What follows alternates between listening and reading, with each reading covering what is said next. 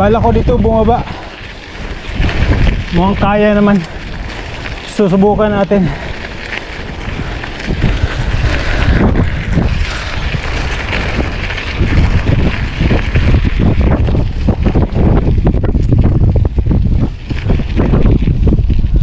Tara. Ayan na. Mukhang matarik nga.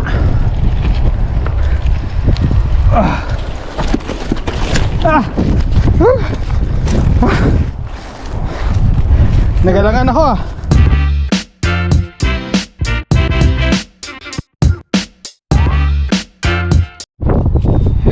Bad.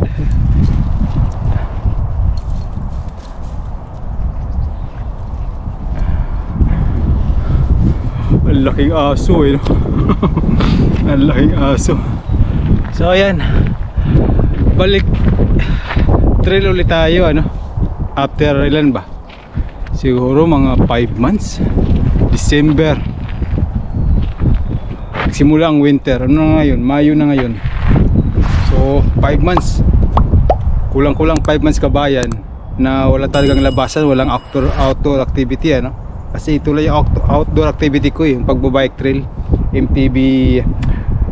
Yun nga, MTB ride. So kung nakikita yung sa mga paligid ko, ayan, yung mga kahoy, kala mo patay, ano? Kasi walang dahon. Kasi kapag winter, naglalaglagan yung mga dahon kabayan. Pero hindi patay ho yan. Ngayong tagsibol na, ngayong spring, tutubo uli yan. Yung mga dahon niya tutubo yan. Ang pinaka-amazing lang talaga, yung hindi na naglalaglagan yung mga kahoy, yung mga dahon. Yung pine tree, yung tinuturo ko, pine tree yan. Yung pine tree, yung kulay green, no? Tibay niyan. Matibay yan sa lamig kabayan. Kahit anong temperature, kahit anong kapal ang snow, nananatiling ganyan yan, kulay green. Kaya yan ang simbolo ng ano, simbolo ng Christmas tree. Kasi hindi naglalaglagan yung mga dahon niya. So this ride, tanghali na, alas 12 na, ang temperature is nasa 10 degrees. Sinubukan kong lumabas kanina na walang jacket, sobrang lamig, di ko kinaya, bumalik ako kumuha ng jacket. So tatlong bike trail ang pupuntahan natin ngayon. Ito yung una, yung malapit sa amin. Ito ano to, Riverdale Conservation Area. Una, light lang ito, light lang. Walang mga obstacle, ano. Pero doon, binabala ko doon, yung medyong bandang mataas doon, medyo matarik. Subukan akong baba ako dyan, gamit yung ano natin, bike natin, ano. So pangalawang trail, Boreal College Lookout, doon banda yun, malapit lang din dito. Tsaka yung pangatlo, yung Rotary Bike Trail na merong overlooking banda doon. Yun ang last natin na pupuntahan, ano. So sinusulit natin na maganda pang panahon, hindi pa masyadong mainit, kasi nga spring pa. Ganda ng panahon, no? Ganda ng weather. So tara.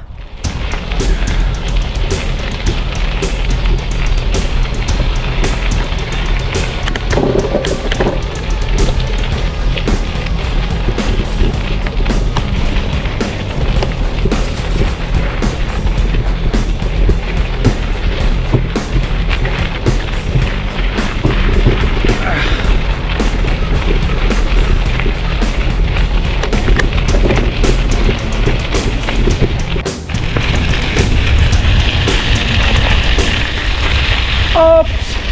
Ha ha ha ha ha ha ha. Tubig! Baha! Sinasabi ko na nga ba eh, hindi pa nahupa yung baha eh. Yun ho yung mga kuan, yung mga snow na natunaw na, naipon.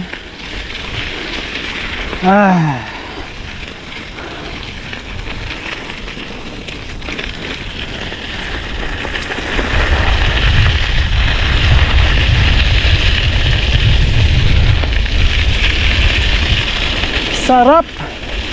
Ang sarap-sarap. So ito na yung ano niya, dead end niya ng trail. Balik ulit tayo sa Kabihasnan. Ayan, nakabalik na tayo dito sa ating pinanggalingan. Pero kanina doon tayo sa may bandang babaw. Yan. Bala ko dito bumaba. Mukhang kaya naman. Susubukan natin.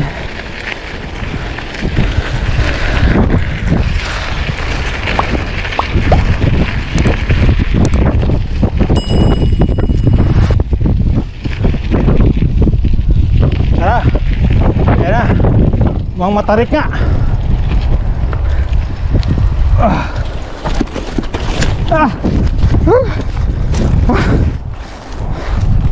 Nagalangan ako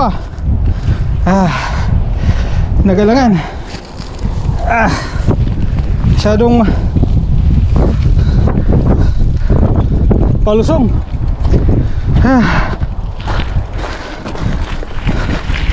Buhay natin. Ulit sa ulit pa. Isa pa.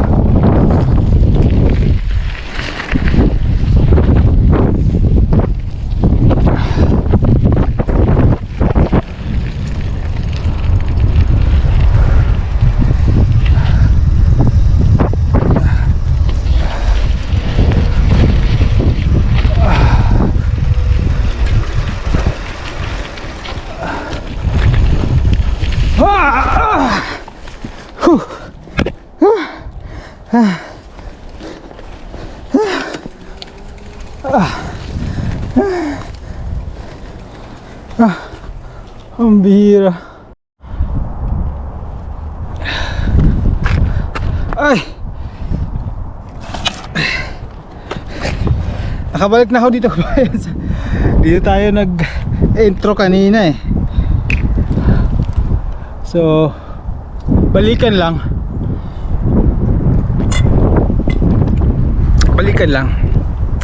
Wala pang isang oras siguro. Wala pa. So dahil tapos na tayo dito, pupunta ulit ako dun sa kabila.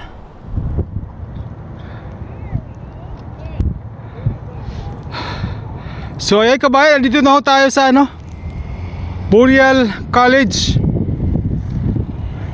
Ayan, eskwelahan ng Boreal College. Ano ho yan? Tawag dito, French School. Kung gusto nyo mag-aaral ng French, dito ho kayo mag-i-enroll. Tingnan nyo yung mga hindi English French ho yan. Okay?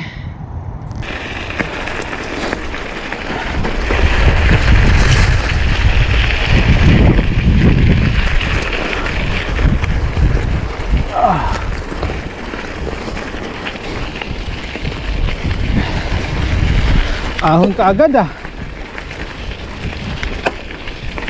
ahon.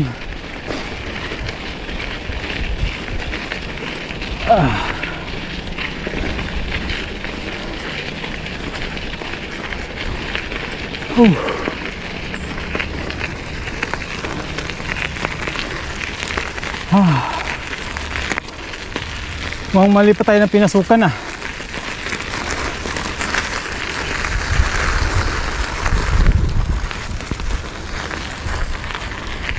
Mali.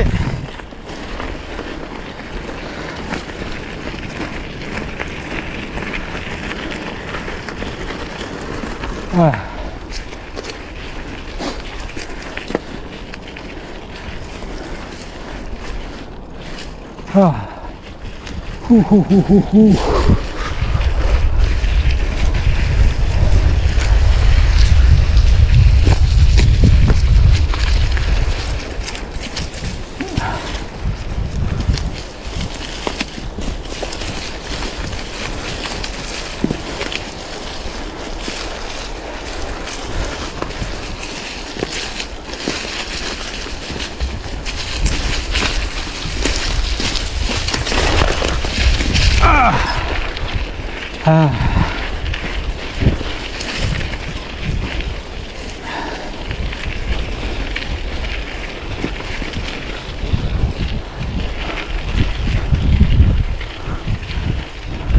Ano yan? Center de la Piet. Ay, hindi ko maintindihan yung mga sulat. Hirap talaga pag French. Buti na lang di ako pumunta ng Quebec o kaya Montreal.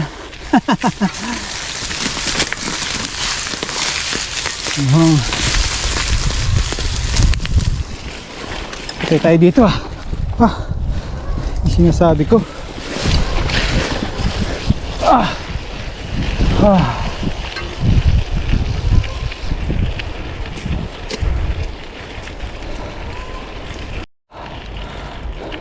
Yun na ho yung ano, Boreal College sa bandang baba. Medyo padilim na ang panahon. Forecast kasi uulan mamayang mga alas 4. Mag alas 2 na. Alauna pasado pa pala. Malapit na tayo sa lookout. Nakikita ko na yung cabin o yung tinatawag na ano, gazebo. Tanaw ko na. May mga marking yung mga bato, kaya hindi kayo maliligaw.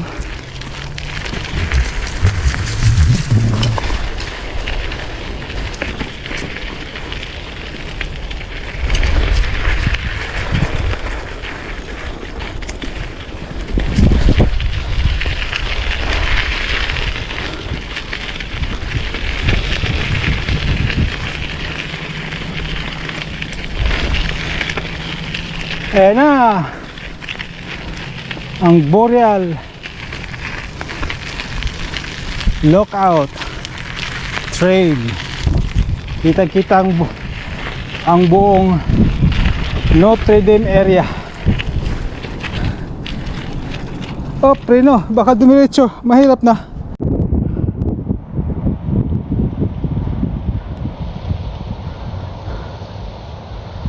Oh, di ba? Ganda ng ano overlooking. Ano yung Notre Dame Avenue ng Sudbury. Okay, so yung nakita yung bundok na yun sa kabila, yun yung pangatlong pupuntahan natin. Yan yung Rotary Trail. Yan sa baba, yan yung highway, dyan tayo bababa mamaya. O, di ba? Isang sulya pa. Yan o.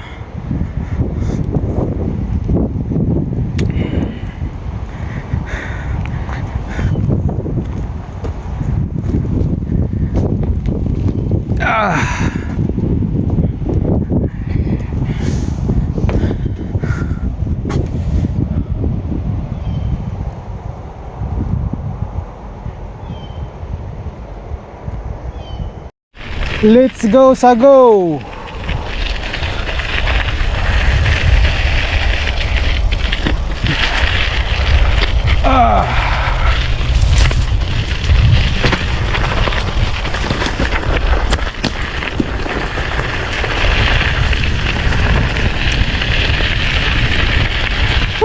Ang sarap!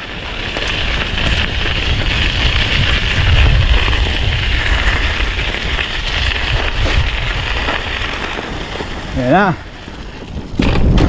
Bumalik na tayo sa highway.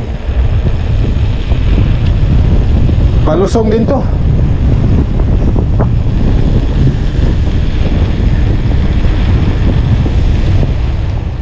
Ito na ho yung ano natin, final leg, ano, Rotary Park Trail. Ayan. Sa taas nito, meron ding ano to, may lookout. Ayan o.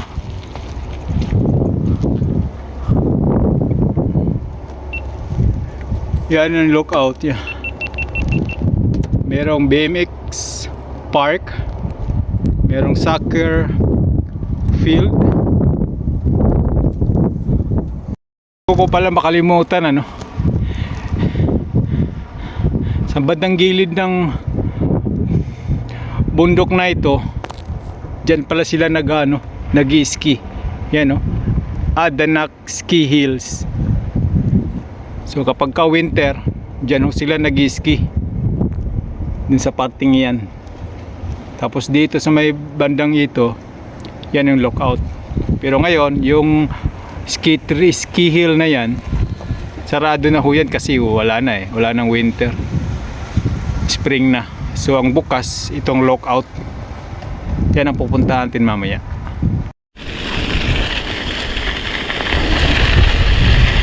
Ang sarap, hayahay.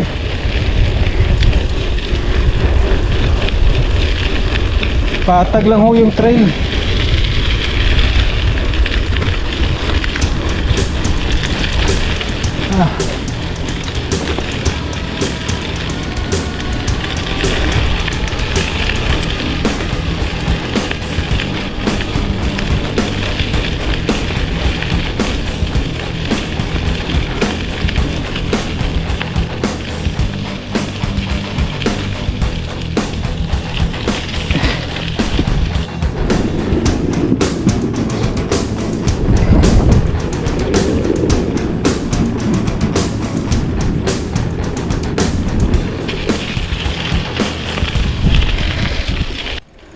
At yan na ho ang nangyari sa aking kabayan.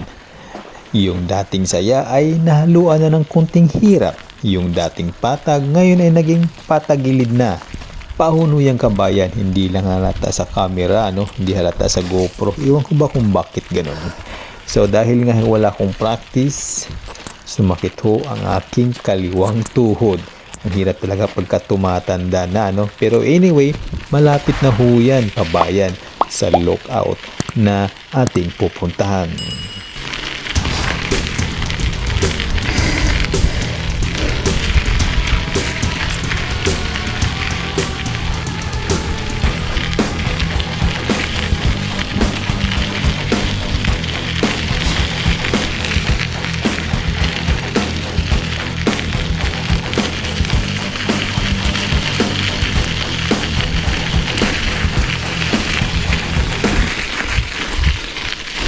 So ito na ho yung lookout niya.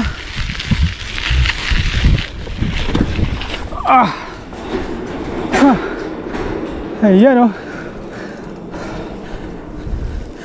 kitang kita yung kalahati ng Sudbury.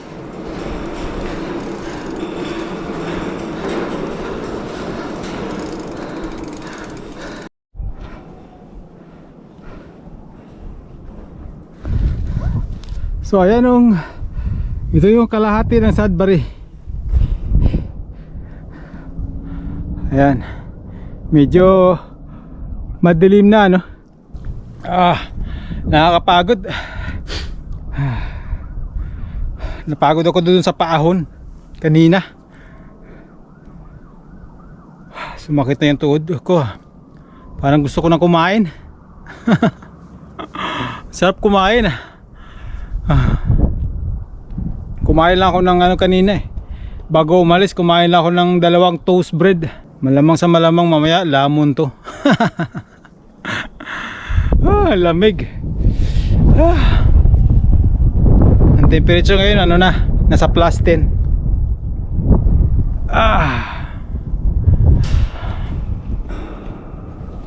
Yan yung buhay, pine tree lang ang buhay.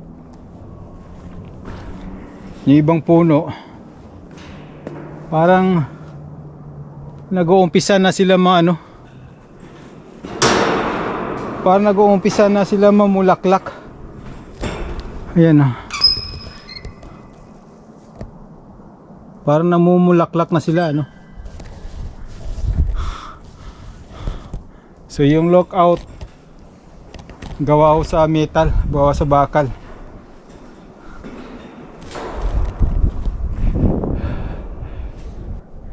So 3 tree lang napuntahan natin. Kahit walang practice.